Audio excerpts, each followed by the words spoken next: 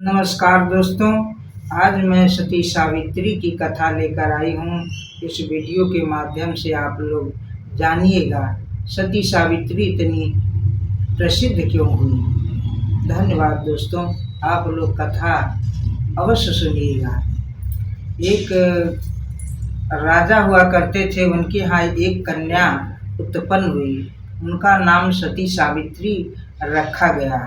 राजा पालन पोषण करते हुए वह युवा शादी के योग्य हो गई। इसके बाद उनके पिताजी शादी के लिए उनके वर ढूंढने गए। ढूंढते ढूंढते वह थक गए। सती सावित्री के योग उन्हें वर नहीं मिला। पिता ने बोला, पुत्री अपने लिए तू स्वयं वर ढूंढ, जो वैर चयन करेगी उसी के साथ मैं तुम्हारा विवाह कर दूंगा। पुत्री अपने सखियों के साथ बग्गी घोड़ा लेकर चल दी। जाते जाते सती सावित्री एक जंगल में पहुंची। वह घनघोर जंगल था। वहां एक युवक लकड़ियां काटकर अपने माता पिता का पालन पोषण करता था। सती सावित्री का बग्गी घोड़ा वहीं रुका और उनको देखी तो पति के रूप में चयन कर ले। फिर सखियों के साथ राजमहल वापस आई। पिता से बोली, पिताजी मैं अपने लिए वर का चयन कर लिया, आप शादी की तैयारियां करो। राजा शादी की तैयारी उत्साह के साथ करने लगे। उसी अवसर वहां नारद मुनि आए। नारद मुनि बोला, राजन किस लिए इतनी तैयारियां हो रही है। राजन बोले, हे मुनिवर, मैं अपनी पुत्री का विवाह कर रहा हूँ, इसलिए इतना साजो समारोह हो रहा है।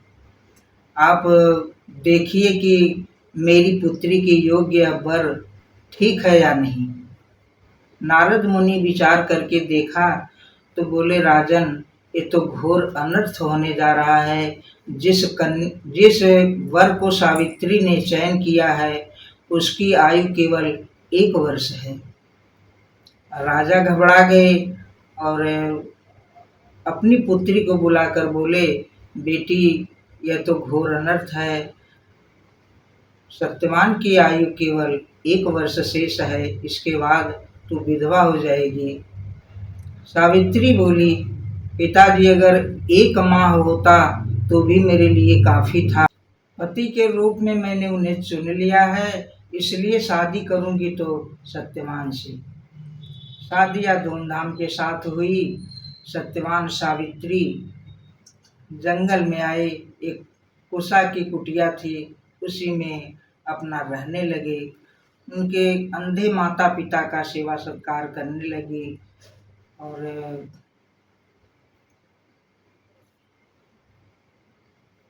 अंधे माता पिता का सेवा करने लगी। ऐसा करते करते कुछ दिन बीत गए तो सावित्री बट वृक्ष पूजा का आयोजन रखा। पूजा करने लगी। उनके पूजा में बहुत सारे विघ्न आए, पर वह पूजा से डिगी नहीं। पूजा पूरा हुआ, सावित्री घर आई और सत्यवान का केवल उसी दिन आखिरी था। प्राण जाने में उनका आखिरी था। सावित्री अपने पति से बोली कि आपके साथ आज मैं जंगल में चलना चाहती हूँ। सत्यवान बोला, नहीं, इतनी कड़क धूप में आप नहीं जा सकती हो। आप राजमहल में रहने वाली हो, धूप में कैसे जाओगी। उसने बोला, कुछ नहीं, मैं आज आपके साथ चलूंगी। बोले, ठीक है, अगर चलना ही चाहती हो तो मेरे माता पिता से आज्ञा ले लो। उनके माता पिता के पास जा कर के बोली, माँ आज मैं अपने पति के साथ जंगल जाना चाहती हूँ। सास ससुर दोनों जन बोले कि इतनी तपती हुई धूप में कैसे जाओगी बेटी। बोली, कोई बात नहीं, मैं जाऊंगी। उन्होंने आज्ञा दिया। सती सावित्री सत्यवान के साथ गई। वो जंगल में पहुंची तो सत्यवान पेड़ पर चढ़ के लकड़ियां काटने लगे और इतने में उनके हाथ से कुल्हाड़ी छूट गई, नीचे आ गई और उनको चक्कर आ गया। सत्यवान धीरे धीरे पेड़ से उतर के नीचे आ गए और गिर पड़े। सावित्री अपने गोद में उन्हें सुलाकर उनका सर सहलाने लगी। इधर यमराज बोले अपने दूतों को कि जा करके सत्यवान का प्राण हर लाओ, उनकी आयु पूर्ण हो गई है। उनके 2 गण चले वहाँ से, सती सावित्री को देखे तो उनकी हिम्मत नहीं हुई। उनके पति व्रत का इतना तेज था तो प्राण नहीं ले पाए, वापस यमराज के पास पहुँच गए। बोले प्रभु मैं उनका प्राण नहीं ले पाया, उसका तेज इतना है कि हम लोग उसके सामने खड़े नहीं हो पा रहे हैं। यमराज बोले ठीक है मैं ही जाता हूँ। यमराज स्वयं आए, आकर के देखा तो पति का सर अपने गोद में रख के सहला रही है। यमराज ने माया रचा। सत्यवान बोला पानी पानी। सावित्री उनका सर अपने गोद से जमीन पर लिटा करके पानी की तलाश में निकली। फिर पानी ढूंढते ढूंढते वह कुछ दूर चली गई। इतने में यमराज सत्यवान का प्राण हर के भैंसे पर चढ़ा चलते बना।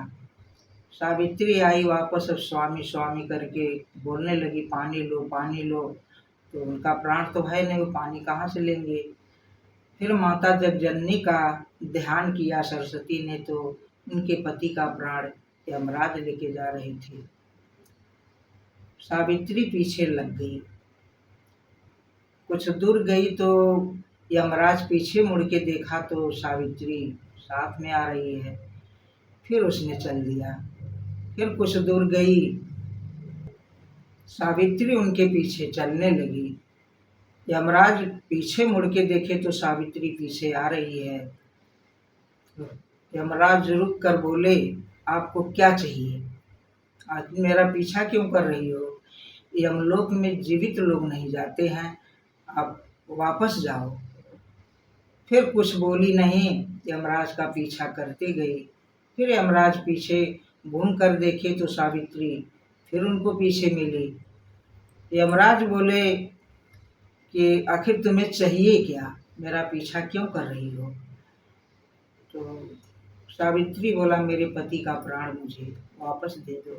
नहीं ऐसा नहीं हो सकता है, जो मर गया सो यमलोक जाएगा, जीवित लोग वहाँ नहीं जा सकते हैं।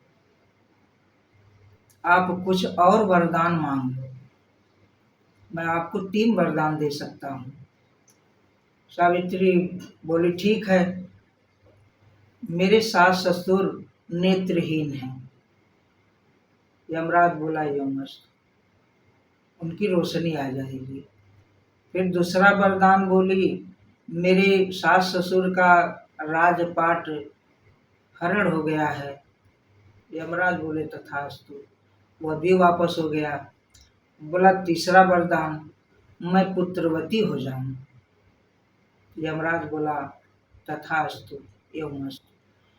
फिर चलने लगे। सावित्री पीछा फिर करने लगी। कुछ दूर गए तो बैतरणी नदी बनी। वहाँ सावित्री ने गौ माता का स्मरण किया और उनका पोंछ पकड़ के बैतरणी पार हो गई। फिर यमराज देखा तो सावित्री पीछा करती ही आ रही है। अब यमलोक के दरवाजे पर पहुंच गई। सावित्री बोली कि प्रभु आप मेरे पति का प्राण लेके जा रहे हो, यह वरदान तो गलत होगा। यमराज बोला क्यों। बोले आप पति का प्राण ले जा रहे हो तो मैं पुत्रवती कैसे बनूंगी, लोग मुझे कलंकी कहेंगे। यमराज हार गए, बोले तू जीती मैं हारा। सत्यवान का प्राण वापस दे दिए। फिर सती सावित्री लेकर के प्राण अपने पति का आई। सत्यवान उठ के बैठा, उनके अंधे माता पिता आए और अपना साथ में सब लोग अपने कुटिया में गए, वहाँ राजपाट करने लगी। सावित्री का नाम इसलिए प्रसिद्ध हुआ कि वह सती सावित्री सती सावित्री का नाम प्रसिद्ध इसलिए हुआ कि यमलोक से अपने पति का प्राण वापस लेकर आई। धन्यवाद दोस्तों। मेरी वीडियो कैसी लगी, अच्छी लगी हो तो कमेंट में अवश्य बताइएगा। नमस्कार दोस्तों।